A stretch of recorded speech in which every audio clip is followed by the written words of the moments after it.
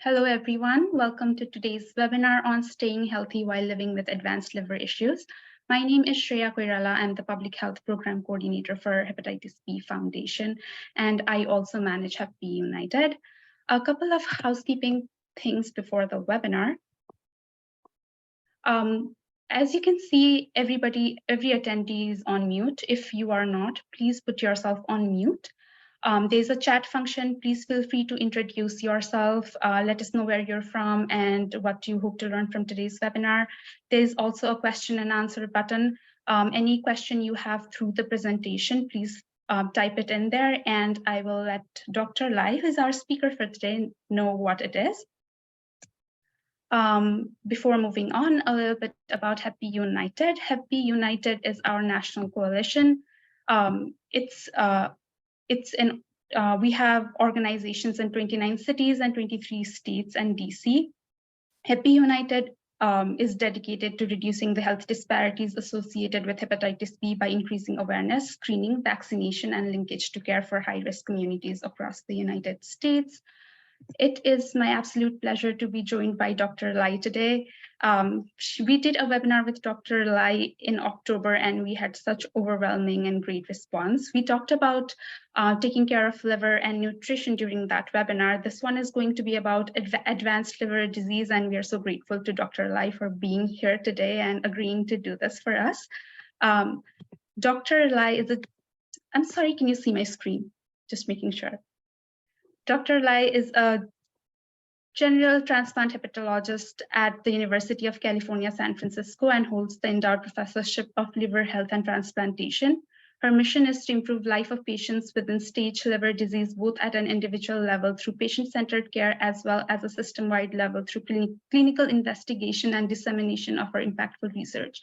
Dr. Lai is also a principal investigator on NIH-funded study and directs our university's advanced research and clinical hepatology program. Without further ado, here is Dr. Lai, and I'm going to stop sharing now. Thank you so much, Shreya. It is such an honor to be here. Again, I had such a great time in October when I first came to give a talk on nutrition for earlier stage liver disease. And I thought the discussion, the questions I received during and after the session were so amazing and engaging. So I'm really looking forward to a robust discussion and to answering your questions in greater depth after this session. Are my slides okay, Shreya? Yes, Dr. Lai, they are. Okay, wonderful. So the title of my talk this time is called Taking Care of Your Liver for Patients with Hep B and Advanced Liver Disease. So I really see this as a pairing in conjunction with the talk from October. And so I'm going to review some of the concepts we talked about in October, but I want to just say that this is sort of the continuation of that talk from October. Just to start, there's actually just a basic checklist of items that everyone needs to do when taking care of the liver and living with chronic liver disease from chronic hepatitis B. So the first is really essential. The first is to screen for liver cancer with a liver ultrasound or a CT or MRI. So you can use any sort of liver imaging technique. The decision of the technique, whether it's an ultrasound, CT, or MRI, should be discussed with your provider who's ordering it. And then a blood test called a serum alpha-fetoprotein, or what we call AFP, and this should be done every 6 months. I get a lot of questions around that interval, whether it's 6 months or 1 year, and the guidelines from the American Association for the Study of Liver Diseases really says it's every 6 months because it is based on the doubling time of a liver cancer. Liver cancer screening should begin for all men at the age of 40 with chronic hepatitis B, and for all women with chronic hepatitis B at the age of 50. However, it should begin right away if you have a family history of liver cancer in any blood relative, particularly if it's a first-degree relative. And it should also begin right away for the individuals with advanced liver disease, and that is defined as more advanced fibrosis. So a sort of stage 3, or definitely if one has cirrhosis, one should begin liver cancer screening right away, regardless of whether you're age 40 or age 50. Blood tests should be done at routine intervals to check your liver enzymes and hepatitis B viral load, and the interval for this should be discussed with your doctor. It really depends on how active your hepatitis B is. If your viral load is very high, if your enzymes are very high, then that interval will become more frequent. If you're on antiviral therapy and you've been on it and well controlled for a very long time, then personally, I only recommend, or I only ask my patients to do it every 6 months, along with their liver cancer screening labs and liver ultrasound.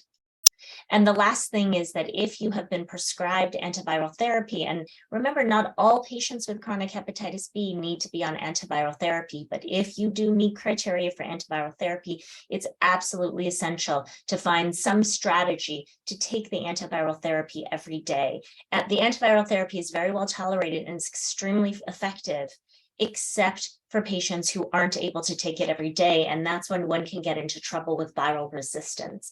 And we don't want to get there because there aren't a lot of options for additional therapies if you do have viral resistance. Now, I want to get into the nutrition aspect because that's really what I wanted to cover here today, was just nutrition for patients with chronic hepatitis B and advanced liver disease. And I want to start by reviewing something that we discussed during the last webinar in October, and that is that the nutritional strategies differ by the stage of liver disease. If you'll remember, chronic hepatitis B leads to inflammation of the liver. The hepatitis B actually integrates its DNA into the liver cell's DNA. And then your own body's immune system says, oh my goodness, there's something foreign in this liver cell, and then will actually attack and kill the liver cell because it sees the hepatitis B DNA in there. And that leads to this sort of inflammatory cascade. And it's actually the inflammation that leads to fibrosis, or that's our word for scarring of the liver. And then eventually, after a lot of inflammation and a long period of time, the liver can be cirrhotic. And this is what we call stage 4 fibrosis or cirrhosis. And that's when patients can get into trouble with some of the complications of cirrhosis, like ascites and hepatic encephalopathy, where the liver just isn't clearing the toxins very well, isn't clearing blood very well. The liver's function and ability to make proteins and clear toxins and do everything that it needs to do is actually relatively well preserved. Actually, it's entirely preserved up through this whole early stage, from the early effects of chronic hepatitis B to the inflammation until a lot of scarring. And it is only until the liver becomes cirrhotic, so stage 4 fibrosis, where the liver function is impaired. This principle is absolutely critical to understand the nutritional strategies. In the first part, or the majority of the time, when the liver function is preserved, really the nutritional strategy is to protect your liver from any other damage and any other inflammation. But when the liver becomes cirrhotic and the liver function is impaired, the nutritional strategy is entirely different, and you have to eat in order to support the body's needs because the liver itself cannot do it entirely. And this is such an important concept, because sometimes it can feel like the things that doctors and providers are telling you to eat or not to eat can feel like they're totally different. And they sometimes are completely different depending upon the stage of your liver fibrosis. So if you have chronic hepatitis B and you don't know the stage of your fibrosis, I really urge you to go ask your physician or your provider managing your hepatitis B, just to make sure you know what stage of fibrosis you are at.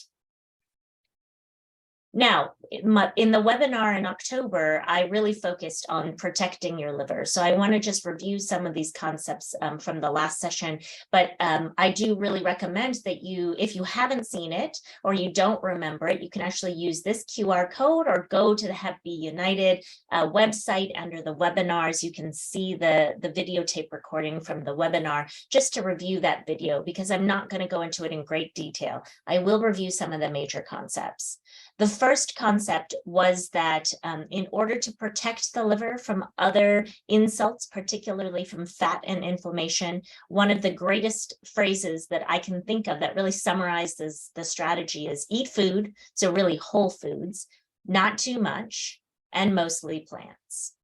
One of the key aspects of food that I really wanted to emphasize in that talk was actually to avoid drinking your food and drinking your calories. So I really feel like no on the soda, no on the juices. I know a lot of people think that a juice is healthy, it's full of vitamin C, but the problem is that what you really should have had instead of this glass of orange juice is an orange, because the glass of orange juice is like eating 5 oranges. So you're getting 5 times as much sugar and 5 times as many calories, and then you're not getting the fiber. Even if you get the pulp kind of orange juice, you're not getting all the fiber from that, that white rind and all that really important fiber that you need in order to kind of reduce or slow down the amount of sugar absorption from that orange. And I'm not a big fan of smoothies. Smoothies really are not as filling. They have, in the same way that juice has many more calories, a smoothie has many more calories. I know I spend a lot of time negotiating with my patients about, well, what if I put spinach in it? What if I put, all of these healthy vegetables or carrots in it? I'd rather you just eat the spinach and eat the carrots rather than drink them. If you are going to go for these liquids and liquid calories, just do it sparingly. They should be considered a treat, not a daily thing. The second general principle that we reviewed the last session is eat until you're 70% full. So this is covering that, eat food, not too much of it. And this is one strategy where you really don't, we're not aiming to be full and stuffed and unbuttoning our pants at every meal. And in order to implement this strategy, use the Palm guide for servings. And I really want to review this strategy because we are going to be using our palms again to come up with serving sizes as we cover what to eat for patients with cirrhosis and more advanced liver disease. And so a serving size of meat is about your palm. Okay, and they're kind of proportional to the patient, right? So bigger people have bigger palms, and so you get a little bit more for one serving. For things like condiments, cream cheese, peanut butter, salad dressings, use that top half of your thumb. For butters and oils, so the fats that we add, use the little top portion of your index finger. And then for cereals and starches and vegetables and fruits, a fist is a good way to approximate a serving.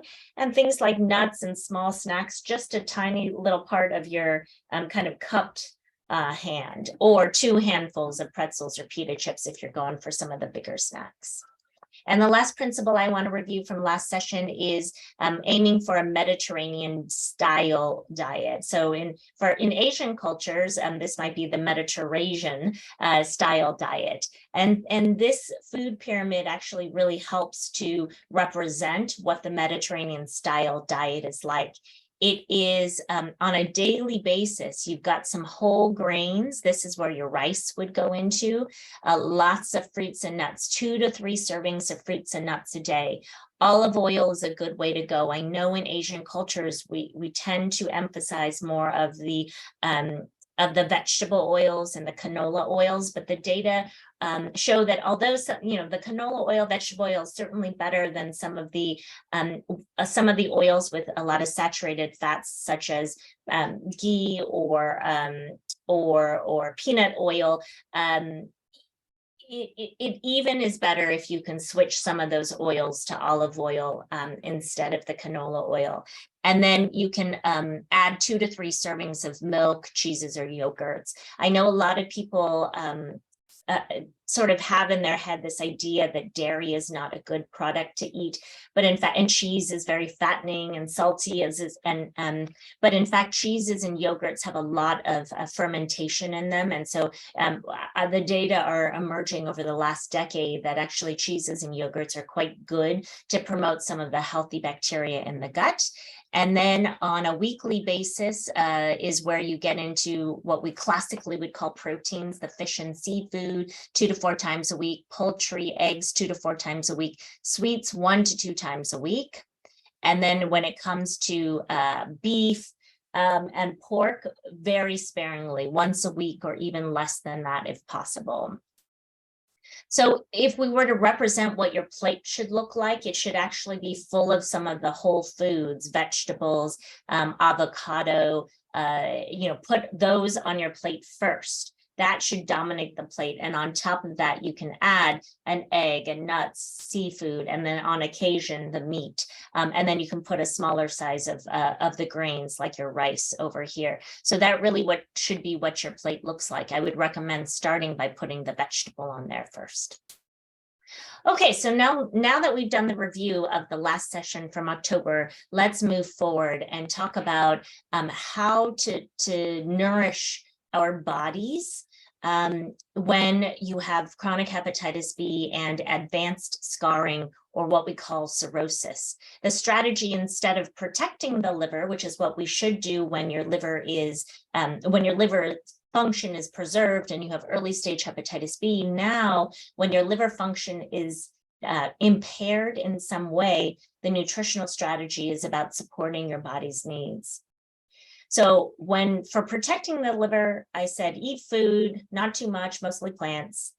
And for supporting your body's needs, I would sum it up with eat enough of the right stuff at the right time. So let's go through each of these sections, each of these lines in the following slides.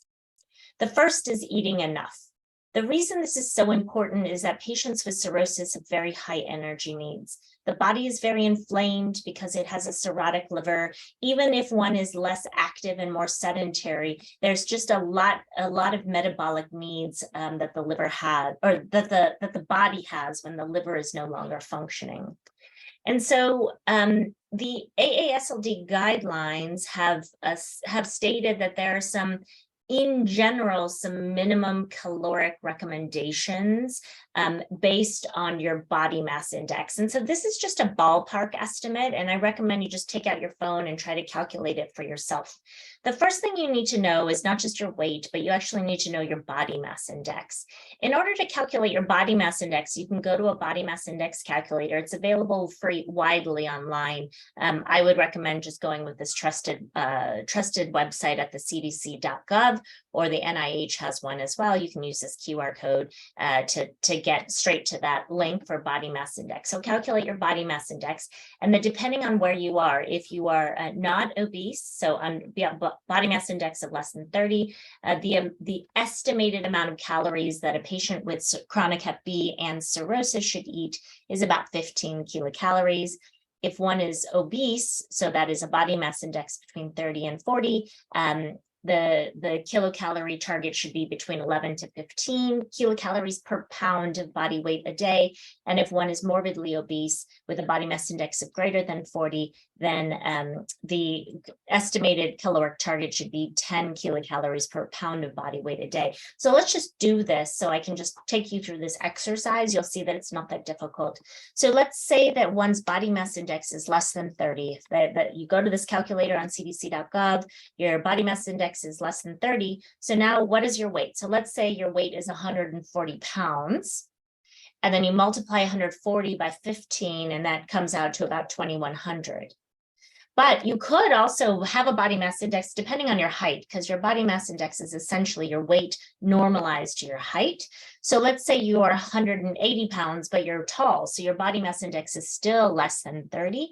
So multiply 180 and you multiply that by 15, and you actually, your estimated daily caloric needs are about 2,700 calories per day. Okay, so your daily caloric intake really depends upon your weight. And then if you have a higher body mass index with the same weight of, let's say, 180 pounds, then actually here, if you multiply it by 11, what do I have? 1,540. So, it'd be 1,980. So it goes from 2,700 to 1,980. So about 2,000 here, and then to about 1,800 here. So as one has it has a higher body mass index, the daily recommended caloric intake should actually be lower. It's even better if you can get a more accurate picture of your resting energy expenditure, which is equivalent to kind of the amount of calories your body expends per day. If you are working with a registered dietitian, which I strongly recommend, that your registered dietitian can help give you a more accurate estimate of your daily caloric needs. And then in the absence of having a registered dietitian at the ready, you can actually use an online calculator to estimate your daily caloric needs at wellness. For example, one of them is wellnesstoolbox.ca. This is a liver specific website that was developed by some very knowledgeable, trustworthy individuals, including one of my colleagues, Dr. Punita Tandon, over in University of Alberta, to develop a great patient resource for patients with cirrhosis. So I just want to show you wellnesstoolbox.ca. This is kind of the initial landing page, and you'll see that actually there are actually other links. I think there's one for PBC, or primary biliary cirrhosis, which is another liver disease, and there's one for inflammatory bowel disease. But you'll see very prominently there's one for cirrhosis. You can just you can actually go to the nutrition prescription calculator right here and just type in your I think they just ask you for your weight and your height, and they give you your nutrition prescription calculator. And then I really highly recommend you peruse these resources available through this link. A lot of my patients with advanced liver disease actually say it's pretty hard to eat that many calories. They just don't feel well. Their appetite is not very strong. And if you fall into this category, there are some strategies that I would recommend. So one of the barriers is I get full fast. This is particularly prevalent and problematic for my patients with ascites when they have fluid in their belly. And for this strategy, it's just eating really often, just small amounts really often. I think sometimes people get into this habit of, I'm going to eat breakfast and then lunch and then dinner, but that's just too much food all at once. So it's just a little food when you wake up, a little food at 10, a little food at 12 and 2 and 4, just constantly eating, but small amounts. And then eat high density food. So this is when, for example, something like a salad, that's a lot of space taken up in your stomach for not a lot of calories. So this is where you have to pick your foods really wisely. Pick things that don't take up a lot of space in your stomach, but are packed with calories. Things like nuts, chia seeds. I love avocado as a recommendation, or a full fat yogurt. Those have a ton of calories per even every spoonful. And food tastes different. This is part of the appetite problem. It just tastes super different. The way the brain is processing those flavors is very different. And so the key here is to really experiment with food diversity and food variety. Make it your goal that every time you go to the supermarket, you're buying one new food at the store at a time. And then the last barrier is low salt diet makes food taste bland. So a lot of patients with advanced liver disease are advised to eat a low salt diet. And the first strategy is, well, there are other ways to flavor food: garlic, lemon, chili flakes, turmeric, which actually is an anti-inflammatory spice. Lots of data on that. So, try some of those just a lot of different flavors that aren't salty. But then even in the AASLD malnutrition practice guidance, we actually do recommend, if you're not able to take in enough food and meet your caloric and protein requirements on a low salt diet, relax the salt restriction. It's much better. It's much more important for you to get in enough protein and enough nutrients than it is for you to eat almost no salt. If you need the salt to make food taste in a way that allows you to eat it, then we'll have to find that balance. And I think it's a good strategy. Okay, the second aspect of what one should do for eating to support the body's needs when you have hepatitis B and advanced fibrosis is to eat the right stuff. And the right stuff is really emphasizing protein. The recommended protein intake is 0.5 to 0.7 grams per pound of body weight per day. So let's do some of these calculations. So if you're 140 pounds, this is using the same example as the last time when you were calculating caloric needs, it's 140 pounds. And then actually the easiest way is just start by dividing it by 2. So take your weight divided by 2, start at 70 pounds, but technically it's between 75 to 95 grams per day. If you're 180 pounds, just, divide it by 2. Let's start at 90 grams, but technically it's about 100 to 120 grams per day. So just about 100. And then if you're 220 pounds, get up to 120 to 150. And if you just look at this honestly, on average, if you're a provider out there, you're feeling like, I don't have time to sit around and calculate things, either use the shortcut of take the patient's body weight and just divide it by 2, or I start at 100. 100 kind of gets you pretty much close to everybody's target. It might be a little bit more for some patients, a little bit less for others, but 100 is a great place to start. So if you're in a rush, you need to give a recommendation to a patient, 100 is where I personally start. And for those who have been advised to lose weight for whatever reason, it is very important that the protein targets are not adjusted. The protein targets are the same, even if the patient has been advised to lose weight. So what are some of the strategies to help get in enough protein? I think one of the difficult things to start is that patients don't know, or people in general, don't really know how much protein is in foods. I mean, it's pretty easy to say, okay, protein is fish, it's meat, it's eggs. I think everyone knows kind of that amount. You'll even see it in a restaurant. You'll order a salad and they'll say, do you want any protein? Now, as a physician nutrition specialist, I always correct people and say, well, actually, there's plenty of stuff in my salad that has protein. But if you're asking me if I want meat or fish, no, thank you. And I just want to clarify that lots of foods have protein that are not traditionally meats. So one strategy is to just look at your own diet. Do a food diary for a week, or just jot down on a note card or notepad what you're eating this week. And then just spend a little time on a search engine online to look up about how many grams of protein are in the serving. And remember, this is where that hand guide for servings is helpful, because then you can remember, the meat, the seafood is a palm, the condiments are the thumb, the fats are the tip, the starches are going to be the fist, and some of your snacks are going to be just like the little basket in your hand. And then classify your foods into great sources, good sources, or other foods. So this I did actually for my own diet over a course of a week, some of the things that I ate. So you can see some of the obvious things like chicken, 30 grams of protein in a serving. Okay, but Greek yogurt, 20 grams, a cup of Greek yogurt is 20 grams. Tofu, I eat so much of that tofu, 20 grams. Lentils, also almost 20 grams. Pistachios, think of that, pistachios, 15 grams. The beans, the legumes, those are 15 grams, okay? And then look at this good sources. You'd be surprised, some of these getting up close to 10 grams per serving. Pasta has lots of protein in it. Quinoa, full of protein. Brown rice, 5 grams of protein. Chia seeds, 5 grams of protein. Even your potato has 5 grams of protein.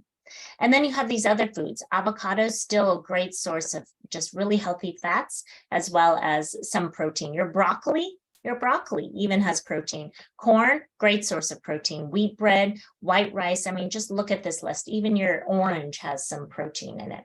And then you can create your meals. So then you can put this up on your refrigerator, for example, or some place, that you see all the time as you're preparing meals in your kitchen. And you can say, well, what do I have today? I have an avocado in my basket that I need to eat today. And so then what you want to do is you want to try to pair it up with something from the great sources list, if possible, or the good sources. So what would be great with an avocado? Well, from the great sources, beans and brown rice. You got a brown rice bowl, beans, and stick the guacamole on top. Perfect meal. Tons of protein in there. We're getting up to 25 grams there. Okay, let's see. What else do we have? White rice. I love white rice. So I really need to have that tonight, but it's in the kind of other food source, other foods protein chart. So I need to pull something from the great sources and the good sources. And so what do I want to do? I'm going to grab some tofu in there, and I'm going to roast some broccoli on top. And again, I'm getting actually almost 30 grams of protein in this meal. And then I'm feeling like a scoop of ice cream, that's fine, but you don't have to just eat a scoop of ice cream. If you're trying to get in some good protein and some more calories to meet your caloric intake and your protein intake, you add sprinkle some almonds on that, or pistachios or walnuts on it. You just made your ice cream now an almost 20-gram protein meal. So this is a great strategy to try to help you meet your protein intake. Some of you may have heard from some doctors or some providers that if you have cirrhosis and hepatic encephalopathy, so that's confusion related to not being able to process toxins, that you should not eat a lot of protein, that you should actually adhere to a low protein diet. And this is simply not true. I'm telling you as a hepatologist who practices at UCSF for over a decade, protein should not be restricted in patients with cirrhosis, including those with hepatic encephalopathy. Although high protein can lead to more encephalopathy, we have very good strategies to manage hepatic encephalopathy with current medications, such as lactulose and Xifaxan. We can also use some amino acid supplements as well to help manage the hepatic encephalopathy. And low protein diets have been shown in a randomized clinical trial to lead to accelerated protein loss or accelerated muscle loss. So it's very important not to restrict your protein intake. Continue to meet that daily caloric or daily protein intake, such as about 100 grams. So the last thing is to eat your food at the right time. So this strategy I would call the late evening snack strategy. So what's going on is that the cirrhotic liver has a decreased ability to release sugar in the form of glycogen, or even to produce sugar as a fuel. And so there's only so much sugar that's stored in the liver. And then when you're fasting, the liver is responsible for releasing that sugar into your bloodstream to feed the heart and the lungs and the brain while you're sleeping. But when that function is impaired, there's much less of that sugar available, or that energy available. And so in order for your body to meet its needs, in order for the heart to keep beating, the lungs to keep breathing, the brain to keep thinking, your body needs to break down other sources of energy to meet your body's needs. And so those other sources are going to be muscle and fat. And this is why patients with advanced scarring who are not eating enough actually tend to lose weight. They feel like their muscles are getting flabby. I hear that all the time from my patients, that their muscles are getting flabby, and they tend to lose a lot of the fat in their body, including their face, so they can start looking really gaunt. It's been shown that the metabolic profile of a patient with cirrhosis after just sleeping, after an overnight fast, so when they go to bed to when they wake up, looks like a healthy person after 3 days of starvation. That's how fast the body's breaking down muscle and fat. It looks like that person has been starving for the last 3 days, but this is happening every night in a patient with advanced cirrhosis.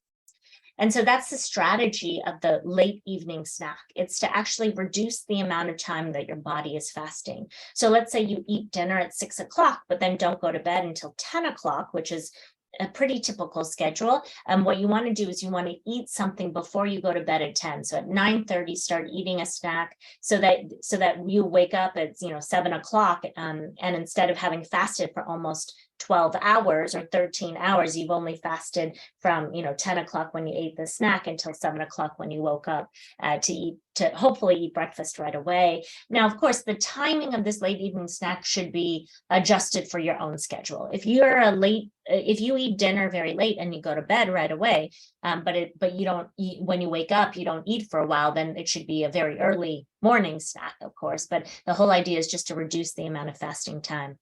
The snack should be about 200 calories and at least 13 grams of protein. That's kind of the average that's been studied. I personally love to recommend a cup of Greek yogurt with chia seeds or walnuts on top of it. That's my favorite recommendation. But you can decide what's the best thing for you, and actually use that list of great sources of protein and good sources of protein and other sources of protein to help you decide what's a really good snack that suits your taste and suits your style. Okay, I'm going to close with a few guiding principles for patients living with chronic hepatitis B. And this overlaps a little bit with what I discussed during the webinar in October, because the guiding principles are still the same when it comes to nourishing your liver and your body. The first is to inform yourself with personalized needs. I know that it's not everybody's style to quantify everything, but if you're going to go with an intuitive style of eating where you say, well, I just want to go with how I feel. I don't want to be bogged down by having to measure everything or count every calorie and count every gram. That's fine. But you really do need to start and inform yourself with just the basics, the baseline things that you need. You need to understand what your body needs. Not everybody's bodies need the same thing. So are you somebody who needs 1,400 calories a day? Are you someone who needs 2,400 calories a day? Are you someone who needs 60 grams of protein a day or 160? It just depends on yourself and your body size. If you're a man or a woman, you've got to start with that basic piece of information. Okay. The second basic piece of information is you have to understand what you are eating now. Look, you don't need to know how much protein and how many calories are in every food imaginable. In reality, the average person living in the United States eats about 26 different foods. That's the average, ranging between about 15 to 40. So you actually your list of foods is going to be relatively small. So if you could just do a 1 or 2 week trial, get an online app on your smartphone, just download it. There are many of them that are available for free. I have one that I use and can recommend for you offline. And you just put it in on occasion. You don't have to do it all the time. You don't have to do it religiously, but just out of curiosity. I wonder how much fiber my broccoli has. I wonder how many calories my eggs have. I wonder how much protein, this pasta has, just so you know. And once you know it for once, you don't have to do it again if you don't want to. The last principle is to strive for food diversity. Food diversity is formally defined as the number of different foods or food groups consumed over a given reference period. Now, when we're talking about food diversity, I am not meaning this.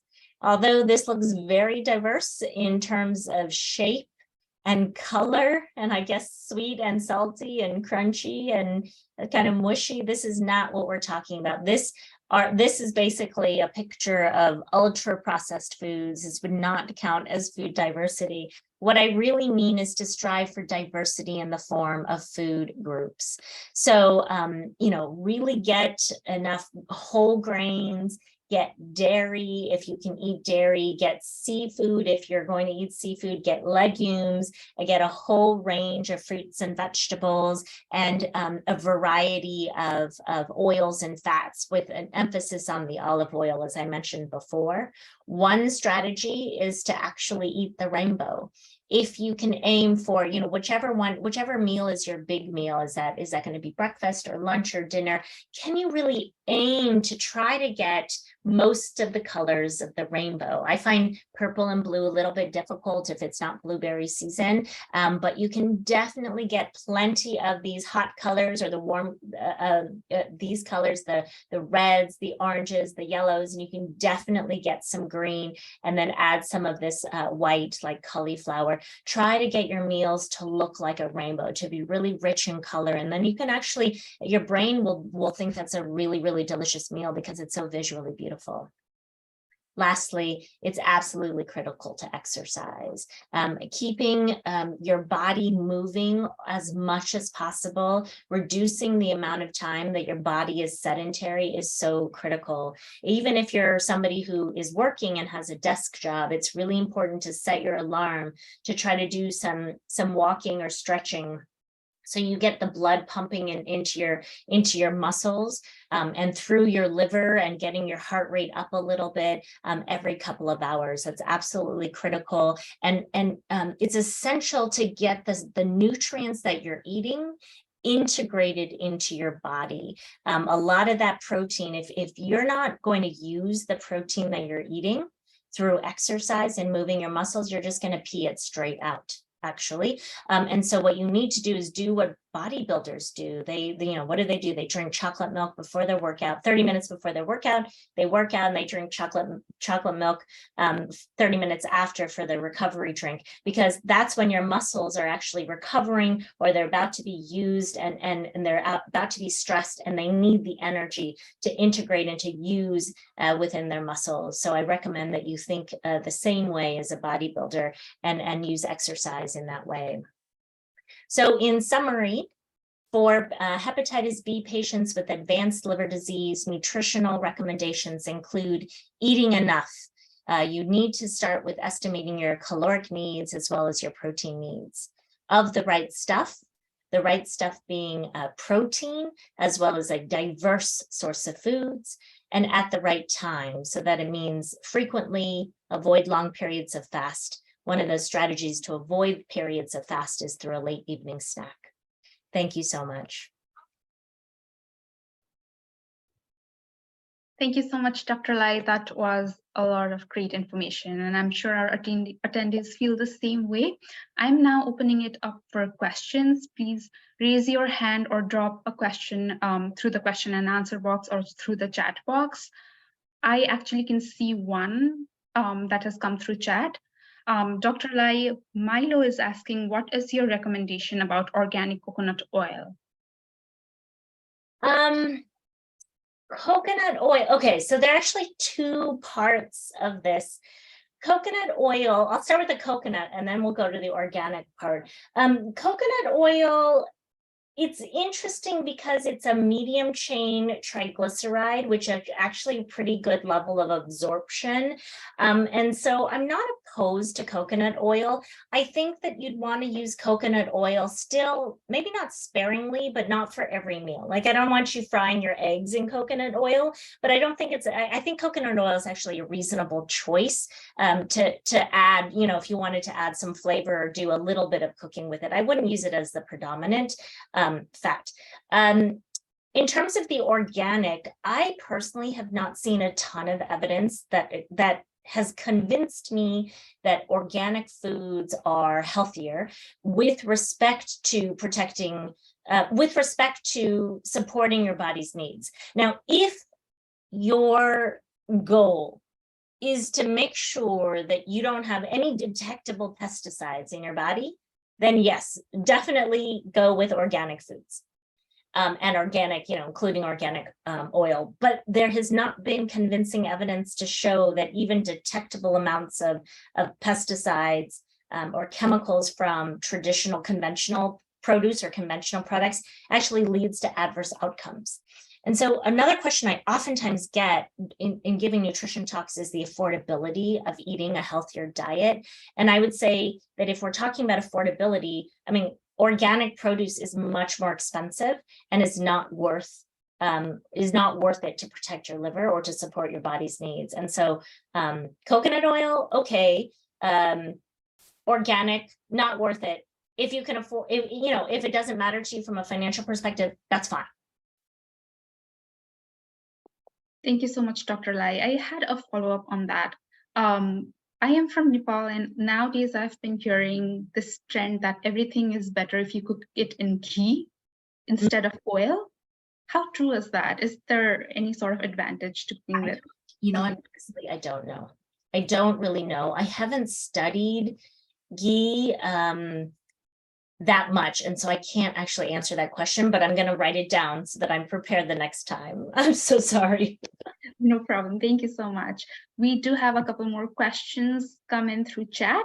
Thaddeus is asking, are there any recommendations regarding fermented foods like kimchi? Fermented foods are really great for your body. They're particularly good when it comes to supporting your gut bacteria, because the fermented foods your healthy gut bacteria really love the fermented foods, and so actually I encourage them. I think they're a really good choice. And they're very tasty in my personal opinion. So, like kimchi is great. Sauerkraut is another one. Cheese, yogurts. Awesome, thank you. Another question. Many are using commercial nutritional supplements. Any advice on that? Yeah, do so very carefully. There really are not any commercial supplements that have been convincingly shown to protect the liver in patients with chronic hepatitis B. Even things that have been well studied, such as milk thistle, for example, have not really shown, the results have been sort of disappointing. They've been net neutral. And so it's not really worth it. Because if you get a nutritional supplement that happens to be packaged with a preservative that harms your liver, then that would be really dangerous. I've definitely seen patients who have come in with liver failure or acute liver failure because they were taking a supplement. Somebody, one of their friends gave them a bottle of something. It led to liver failure and they needed a liver transplant because their liver went into liver failure from this supplement. So in general, I don't recommend it. That being said, I know that at least 40% of my patients are taking supplements, and my personal practice is to be very supportive. If you're going to take them, I want to know about them. And also, I do know that some people really, really believe in their supplement. They really feel better when they take their supplement. So I really encourage you to just tell your provider and talk to your liver provider about the supplement. So I ask my patients, if you're taking a supplement, just tell me, it's fine. I won't say no right off the bat. And I want to see the bottle. I want to be able to look it up online and make sure there are no reports about liver injury related to that supplement. And then we can have a conversation about whether that's good or bad. I think most people don't need supplements. They need a diverse diet. Wonderful, thank you. Another question, what about recommendations for the amount of water and other non-sweet liquids like coffee or tea? Coffee is very good. Black coffee is very good. There's now overwhelming evidence that it's all observational. There's no clinical trial, but it's pretty convincing from many population studies that up to 3 to 4 cups of black coffee is actually quite protective of your liver, especially if you have chronic hepatitis B or another chronic liver disease. There's some antioxidant activity. We don't quite know exactly what the mechanism is, but it's caffeinated black coffee that probably has the strongest effect. Caffeinated black tea does seem to also have an effect, but the coffee is better. So I haven't really gotten to the place where I recommend to my patients they should start drinking coffee if they aren't coffee drinkers to begin with. But a lot of my patients think, oh, I have liver disease, I shouldn't drink, I'm going to cut out coffee because that's got to be bad for me. And I reassure them that's actually not true. So keep up with the black coffee, black tea, black caffeinated tea is all perfectly good. In terms of the water intake, so that one's a little tricky because it depends on how advanced your liver disease is. In general, staying hydrated is a good thing. Certainly for people without advanced liver disease, staying hydrated is great. For patients with very advanced liver disease, particularly those with ascites, so if you have fluid in your belly or fluid in your legs, that suggests that your liver is not able to process, your liver is going through some changes, some sort of endocrine changes and changes related to the blood flow to the kidneys that are going to make it more difficult to manage a ton of water. And so if you have ascites, if you have very advanced liver disease, I would really recommend talking to your doctor about the amount of water that you take in. It's a very personalized recommendation, but there are certain people with more advanced liver disease who cannot drink a ton of water. Great. Is it safe to is it safe to use air fryers for cooking food? That's another question. I don't see why not. I don't have an air fryer, so I don't have a lot of experience with them, but it seems perfectly fine. If you want to just follow that up with what the specific concern is, let me know. I don't know what the concern would be. It seems perfectly fine. I haven't heard any reason why not. And everybody is using it, as far as I can tell. That's great. I mean, it's probably better than dunking it in a vat of saturated fat, right? So. Yeah, definitely. Your recommendation on protein supplements, normal one versus plant-based. Which one Okay. would you recommend? So number one, I really recommend that you try to just eat food. Okay. So if you have more really advanced scarring or a condition in which you just like can't eat enough, then we go to supplements. Okay. So start with food, real food. And if you're not meeting your requirements that way, then in terms of protein supplements, I would recommend actually a whey-based protein supplement. So whey, WHEY, as probably the best one that balances. So inflammation related to animal protein products, and some of the purely plant-based protein products are less bioavailable. Kind of right in the middle is a whey-based protein, and I've seen those tubs at Costco or Sam's, and they're quite affordable.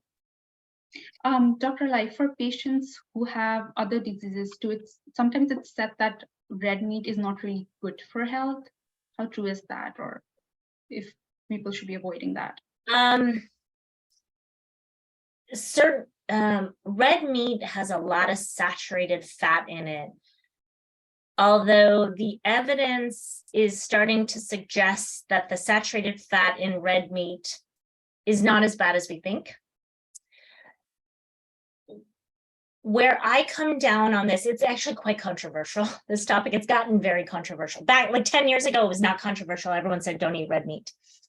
Where I come down on it, and granted, I'm a bit biased because I myself have pretty much cut out meat from my own diet because I think meat is too inflammatory. I think that if you can get your protein needs without eating red meat, that's great. I think that's the preferred approach. Animal products, or especially meat, but all animal products can be quite inflammatory in general for the body. And so that's not good for heart disease. I think that I know that there is emerging evidence that shows that for patients, at least with fatty liver disease, now there's no evidence in Hep B, but for fatty liver disease, a more plant-forward, plant-predominant diet, so one that really eliminates meat, is healthier. So that it's less inflammatory for sure. And I would extrapolate, I would feel very comfortable also concluding that for chronic hepatitis B as well, an a lower inflammatory diet is better. So in general, I do recommend a more plant-forward diet, right? It doesn't have to be, I'm not the kind of nutrition person who believes like it has to be black and white. It's not like never meat, but less is much better. Okay. And if we are like using a plant-based material to get our daily protein intake, does it have to be way more than if we were eating a meat-based diet? No, that's just a great question. It's tricky. It's very complicated, and I prefer simpler. So the simple version is that if you're using a plant-based diet, you should eat the same, your protein targets are the same. It's still 100 grams, okay? The more nuanced answer is that animal-based proteins are more bioavailable. So for every gram of animal protein you get, you will absorb more of that than if you ate it in the form of plants. Okay. So it's a really great question. I just think that level of detail is probably more than is necessary. I think that it's hard enough to eat healthier. It's hard enough just to like manage all of the recommendations that just start with how many grams of protein do you need, and if you're going to do it through a plant predominant diet, then just eat the 100 grams plant predominant and just go with that. Just understand how much protein is in each serving of the plant diet. The other thing I will say about a plant diet is for patients with really advanced cirrhosis. So some of my patients who are on the transplant list, for example, and have a lot of ascites, they really don't want to eat a lot. They just can't, they get full so fast. And plants oftentimes take a lot of space. There actually there are fewer calories for every inch of space it takes in your stomach. So it does really take a lot of, you have to be really diligent. I really recommend you work with a registered dietitian to come up with a diet that allows one to eat enough calories and enough protein if one's doing a plant-based diet. Awesome, thank you. We still have a couple more questions. One, Rensley is asking, Tylenol is still dangerous to take. What over-the-counter medicine is recommended? Tylenol is okay. We do recommend Tylenol to cap out Tylenol at 2,000 milligrams. So for people without advanced liver disease, the maximum is 4 grams of Tylenol. And for people with advanced liver disease, we recommend no more than 2 grams of Tylenol. It's actually our pain medication of choice on the transplant list. And we even, peri-transplant, before transplant, after transplant, we will give our patients who have pain up to 2 grams of Tylenol a day. So it is actually perfectly safe. If you do need additional pain medications, such as you have a acute injury or some pain, some chronic pain condition, you can take. I would talk to your doctor about whether you can take Advil sparingly. You definitely don't want to be getting into that place where you're taking 800 milligrams every 6 hours or something, because then that would put you at risk for bleeding and ulcers. But if it's just like you hurt your ankle and you just need it for 5 days or something, or you get your wisdom teeth pulled, you just need it for a few days, that's going to be okay. And then I would definitely talk to your doctor about your liver provider about whether to use narcotics. That is really a personalized recommendation. Awesome, thank you. In the interest of time, I will be taking only one more question.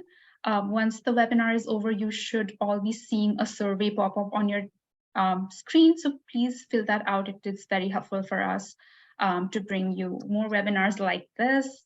And brainstorm new topics, so please do that. Dr. Lai, another question, it's actually a follow-up on the question about coffee and black tea. How about decaffeinated coffee for the health of liver? The data suggests that the effect is less powerful than caffeinated coffee. I don't understand the mechanism, honestly. So there might be something in the caffeine, but there are a number of studies that have shown even decaf coffee is good. So I just think go for, as long as it's black coffee, right? Like, let's not have coffee that has like all that whipped cream and sugar in it. Sugar is super bad for the liver. Any added sugar, all of the extra like stuff, the goopy stuff, chocolate, caramel that goes in your coffee, don't do that. That's not worth it. Don't go drinking extra stuff of that. Try to, if you are kind of a macchiato kind of person, like try to wean yourself off, or the caramel macchiato things, try to wean yourself slowly out of the extra sugar in your coffee and go with just like a really nice cup of black coffee, whether it's decaf or caffeinated. Depends on whether you can tolerate the caffeine. If you can tolerate the caffeine, you get more bang for your buck that way. Thank you so much. I think everybody will be glad to hear that. Coffee fans. I see a lot of coffee fans. Yeah. Thank you everybody for joining. Thank you so much, Dr. Lai. This was very good information and I'm sure everybody is grateful. We will be sending out recording of this webinar shortly, and it will be also up on the HB website. Again, thank you so much for attending, everybody, and I hope you have a great evening. Great. Bye. Thank you. Bye, everybody.